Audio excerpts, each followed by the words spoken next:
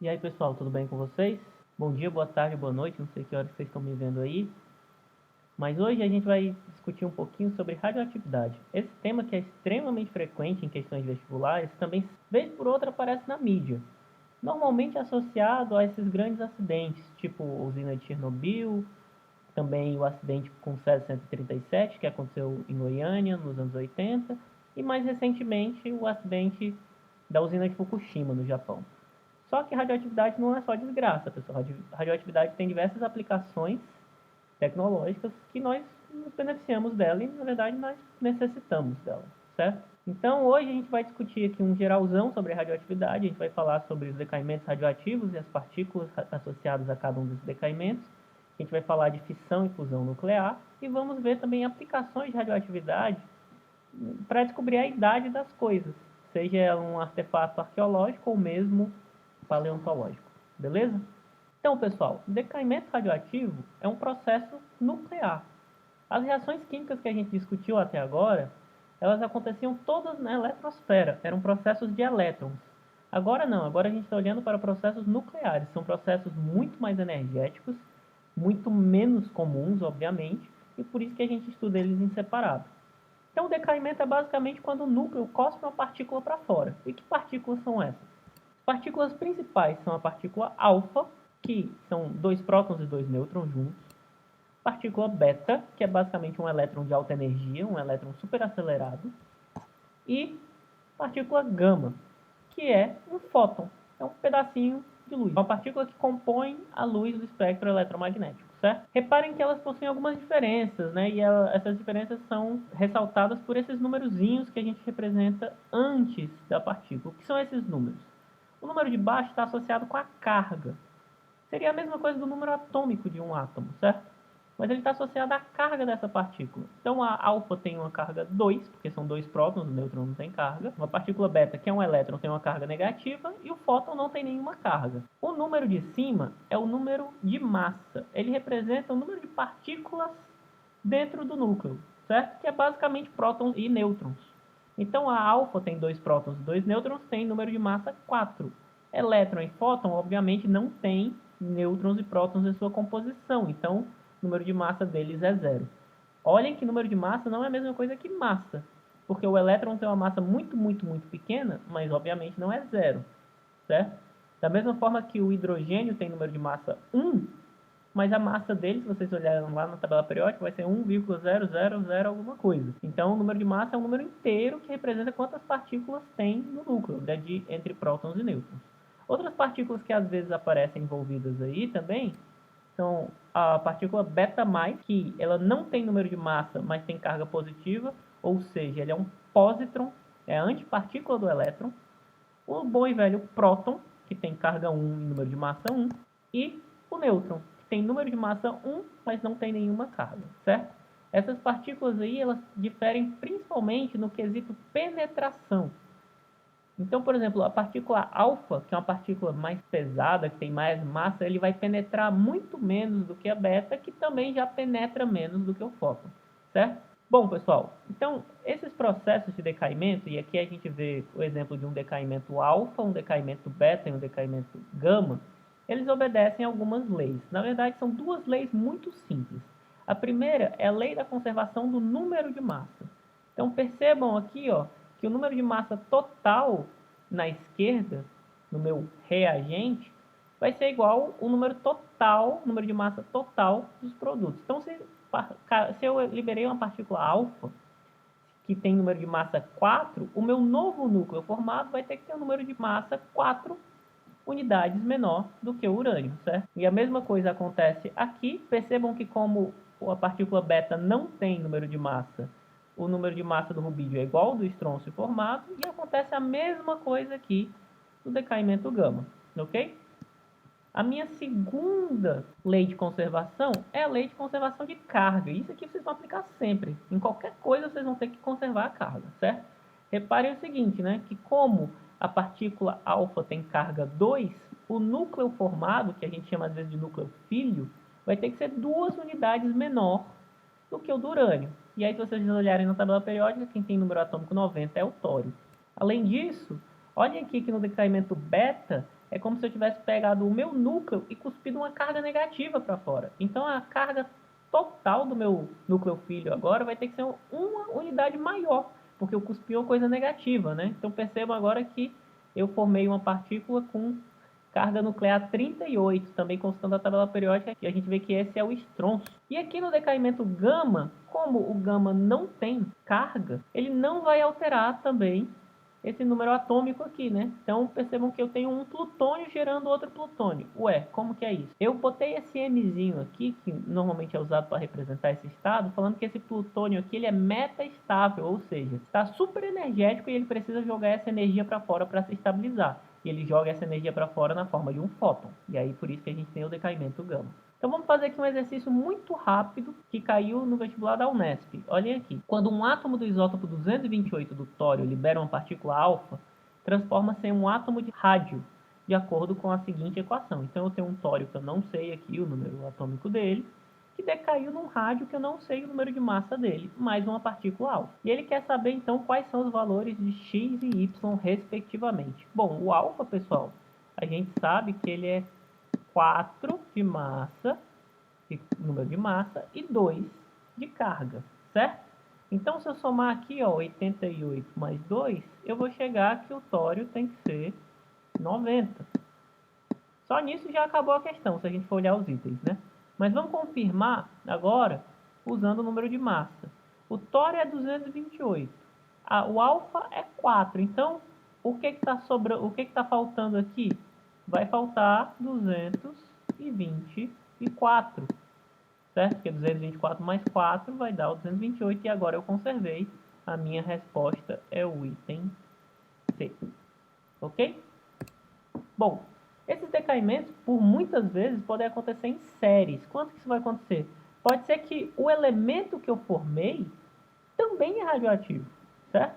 E essas séries aí, que podem demorar alguns milissegundos ou anos, dependendo de quem sejam os elementos, elas podem conter tanto decaimentos alfa como decaimentos beta, certo? Mas é muito fácil a gente saber quantos decaimentos alfa e beta aconteceram, porque percebam o seguinte, toda vez que acontece um decaimento alfa, o núcleo formado vai ter massa 4 unidades menor, vai ter número de massa 4 unidades menor, vai ter carga nuclear 2 unidades menor. Então ele vai diminuir o número atômico em 2 e diminuir o número de massa em 4.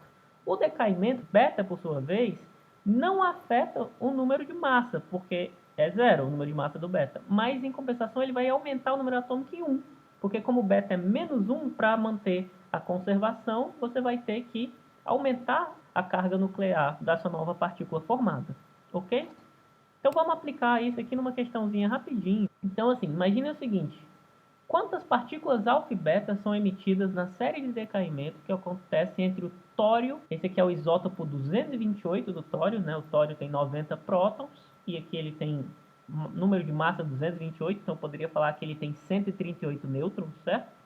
E o chumbo 208, o isótopo 208 do chumbo. Então, o primeiro passo numa questão dessa é sempre, pessoal, escrever a equação do meu decaimento. Eu sei que esse processo vai acontecer em várias etapas, certo?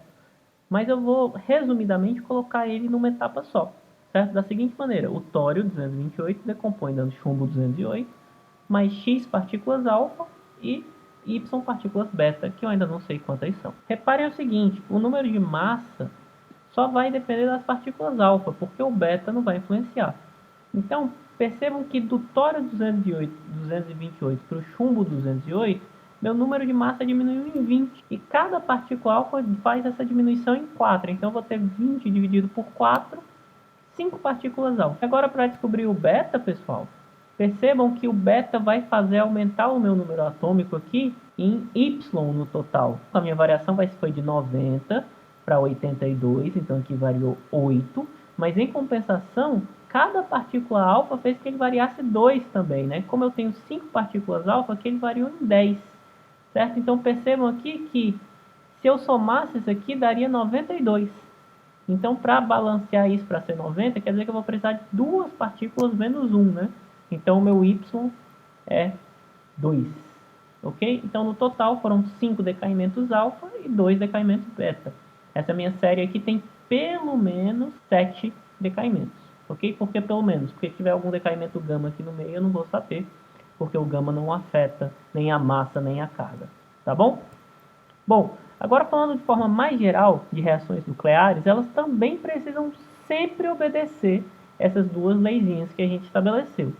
Os principais processos, pessoal, é a fissão nuclear, quando a gente joga uma partícula no meu núcleo e o núcleo desintegra, virando outras coisas, ou a fusão nuclear. No caso da fissão nuclear, reparem aqui, o caso mais clássico, fissão do urânio, né, de tipo bomba atômica, ou de usina nuclear. O que a gente está fazendo? Eu jogo um nêutron, que eu vou chamar de partícula projétil, contra o meu núcleo, que eu vou chamar de partícula alvo, e esse meu núcleo vai se decompor no que eu vou chamar de partículas filhas, certo? Então, o nêutron se choca no urânio, esse nêutron está super acelerado, de alta energia, e esse urânio vai se decompor em criptônio, bário e 3 novos nêutrons. Então percebam que cada um desses nêutrons formados vão poder se chocar com outros urânios também. Ou seja, isso é uma reação que nós chamamos de uma reação em cadeia, né?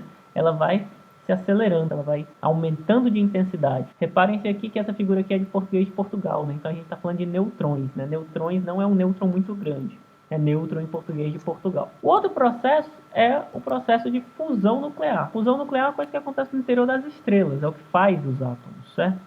No caso do Sol, a gente tem hidrogênio virando hélio. Nesse meio tempo aí, ele tem que liberar duas partículas beta também para equilibrar a carga. Lembre-se que a gente tem que obedecer aquelas duas leizinhas. Então, são 4 hidrogênios virando um hélio, certo?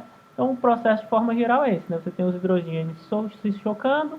Inicialmente eles vão virar deutério, depois eles vão virar hélio 3 e por fim eles vão virar o nosso hélio 4, que é o hélio estável que nós conhecemos. Bom, pessoal, agora todas as reações de decaimento que nós discutimos era uma partícula cuspindo uma coisa para fora. Então, como ela depende de uma única partícula, a gente sabe lá da cinética química, que foi nosso último tópico de estudo, então a gente pode considerar isso como sendo uma reação elementar, ou seja, ela vai ser uma cinética de primeira ordem.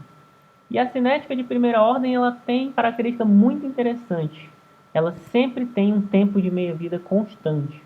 Ou seja, a cada determinado período de tempo, a concentração cai para metade. Né? Ou seja, o número de núcleos que eu tiver ali vai cair pela metade. A cada um determinado tempo, que é o tempo de meia-vida. Então, como esse tempo de meia-vida é constante, e para alguns decaimentos radioativos de determinados núcleos, ele é um tempo muito longo, a gente consegue usar isso para monitorar a passagem de tempo. Então, a gente usa isso para fazer datação de algumas substâncias. Então vamos ver aqui um exemplo. O caso mais conhecido de todos é o do carbono 14. Vocês já ouviram falar nisso, com certeza.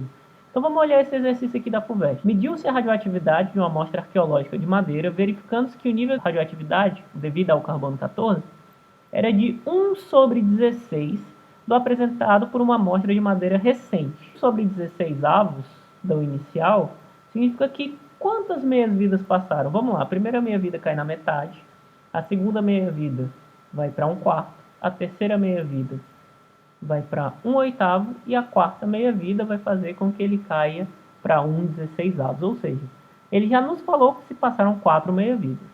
Sabendo que a meia-vida desse isótopo é de 5,73 vezes 10 a terceira anos, ou seja, 5.730 anos, a idade dessa amostra é de quanto? Se passaram 4 meias-vidas, pessoal, a idade dessa amostra é igual a 4 meias-vidas do carbono. Se a gente considerar, então, que o tempo de meia-vida é 5,73, 4 vezes disso vai dar 22 e alguma coisa, 22,8 vezes 10 a terceira, botando em notação científica, 2,28 vezes 10 a quarta, aproximadamente, né? Então, a resposta aí vai ser o item D, né? Vai ser o item D, 2,29 vezes 10 a quarta anos. Perceba que a gente resolveu essa questão de cabeça. E é isso, pessoal. Então, vejam que radioatividade é basicamente a gente sempre lembrar de conservar a carga, conservar o número de massa e lembrar que o decaimento tem um tempo de meia-vida constante. Com isso, a gente resolve praticamente todos os exercícios de radioatividade, tá bom? Então façam os exercícios da lista e qualquer dúvida podem perguntar que eu respondo, tá bom? Tchau, tchau, até a próxima.